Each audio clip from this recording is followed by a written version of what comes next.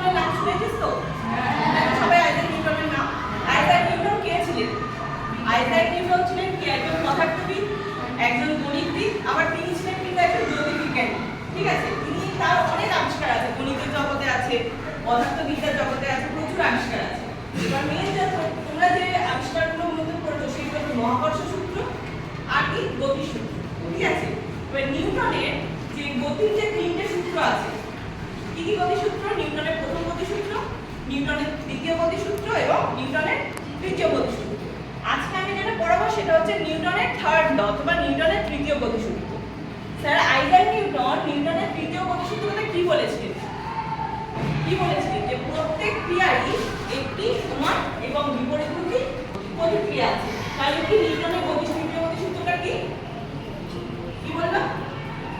প্রত্যেক ক্রিয়ারই একটি সমান এবং বিপরীতমুখী প্রতিক্রিয়া আছে। ঠিক আছে, এবার আমাদের বাস্তব লাইফে কিন্তু আমাদের নিউটনের তৃতীয় গতি সূত্রে কিন্তু অনেক প্রয়োগ আছে। আছে কি? আছে তো? এবার বাস্তব বলো অনেক কিছুই আছে। তো আমি এবার কিছু উদাহরণ দেখাবো নিউটনের তৃতীয় গতি সূত্র। ঠিক আছে,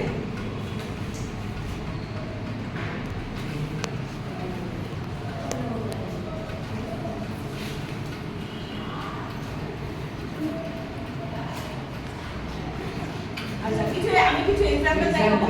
ঠিক আছে, প্রথমে এটা কি দেখা যাচ্ছে? ওয়াকিং মানে কি? হাঁটা।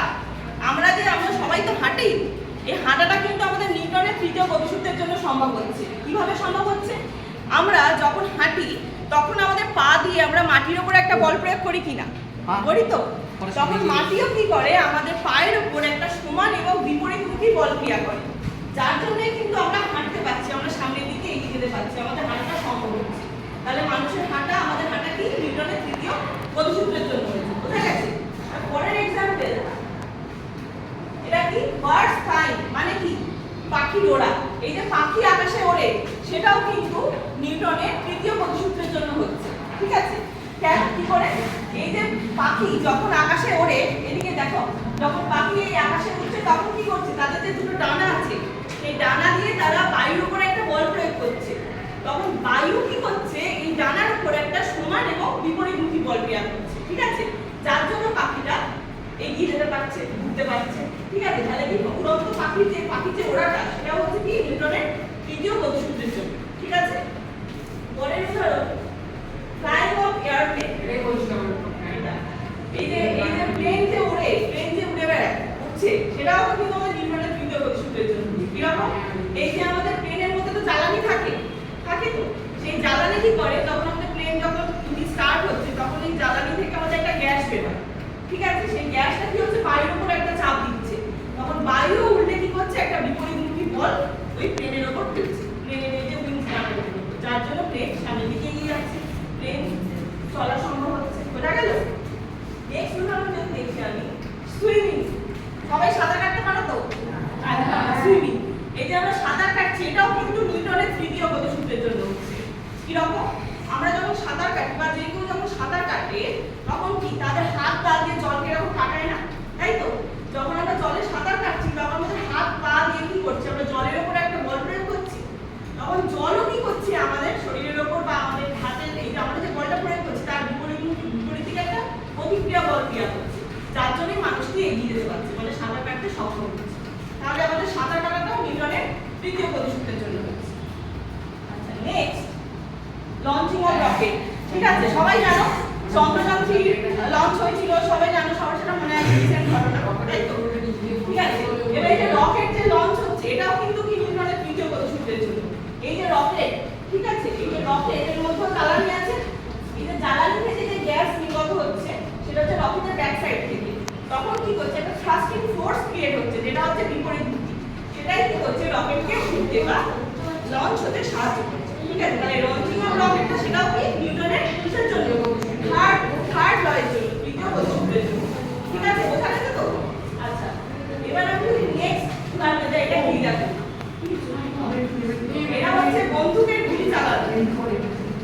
বন্দুকে যখন একটা বন্দুকের আমরা গুলি চালাই, ঠিক আছে, তখন এই যে সবাই দেখবে যে যখন গুলিটা বন্দুক থেকে বের হচ্ছে, বন্দুক থেকে গুলিটা বের হওয়ার পর বন্দুকটা কিন্তু পিছনের দিকে সরে আসে। এটা কেন হয়? এটাও নিউটনের থার্ড লার জন্য হয়। কিভাবে? তাই বন্ধু কি করছে, যে বন্ধুদের মধ্যে যে গুলিটা আছে সেই বন্ধু গুলিটার উপর একটা বল প্রয়োগ করছে তো তখন গুলিটাও কি করছে ওই বন্ধুটার উপর বিপরীত দিকে একটা বল নিয়ে আসছে। এই জন্য বন্ধুটা নিক্ষেপ হয়ে যাওয়ার পরও আমাদের গুলিটা একটু বেশি দূরে চলে আসে। এটাও কি হচ্ছে নিউটন থার্ড ল এর জন্য। ঠিক আছে, এবারে নেক্সট এটা কি কি ছবি? এটা রোইং বোর্ড। রোইং বোর্ড তো হ্যাঁ, রোইং বোর্ড মানে এটাও কি জন্য হচ্ছে তোমরা বলো দেখি কিভাবে নিউটনের গতিসূত্র এখানে অ্যাপ্লিকেবল? হ্যাঁ, জল দেখাচ্ছে মানে কি জলের উপর একটা বল প্রয়োগ করছে, তখন জলও কি করছে? হ্যাঁ, জলও কি করছে? বিপরীত দিকে একটা বল প্রয়োগ করছে, সেটা সমান এবং বিপরীত বল, প্রতিক্রিয়া বল, যার জন্য কি হচ্ছে নৌকাকে চালানো সম্ভব হচ্ছে। আচ্ছা, নেক্সট উদাহরণ সেটা হচ্ছে জাম্পিং। আমরা সবাই লাফাই কিনা? এই যে লাফানো সম্ভব হচ্ছে এটাও কিন্তু নিউটনের তৃতীয় গতিসূত্রের জন্য। কিরকম ভাবে? আমরা যখন লাফাচ্ছি তখন কি করছি? আমরা মাটির উপর একটা বল প্রয়োগ করছি কিনা?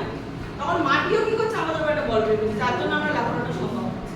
আমরা নৌকা থেকে যখন নামছি তখন কি আমাদের পিছনে পা দিয়ে নৌকার উপর একটা বল প্রয়োগ করি না? তখন নৌকাও কি করছে? নৌকা তখন কি করছে? সে একই সমান এবং বিপরীত বল আমাদের পায়ের উপর প্রয়োগ করছে। তাহলে কি হচ্ছে? তখন নৌকাটা একটু পিছনের দিকে এগিয়ে যাচ্ছে এবং আমরা যখন নৌকা থেকে লাফাচ্ছি তখন আমরা সামনের দিকে এগিয়ে যেতে পারছি। ঠিক আছে, নেক্সট উদাহরণ বাউন্সিং এ বল। বাউন্সিং এ বলটা কি হচ্ছে? আমরা যখন বল বাউন্স হয় দেখেছি তো, তোমরা সবাই খেলো তো, বল বাউন্স হয় না, বল নিচের দিকে মারলে সামনের দিকে আসে। এটাও কি হচ্ছে নিউটনের থার্ড ল এর জন্য। কিভাবে হচ্ছে এটা তোমরা বলো, কিভাবে বলটা বাউন্স হচ্ছে? কিভাবে হচ্ছে? তুমি বলো।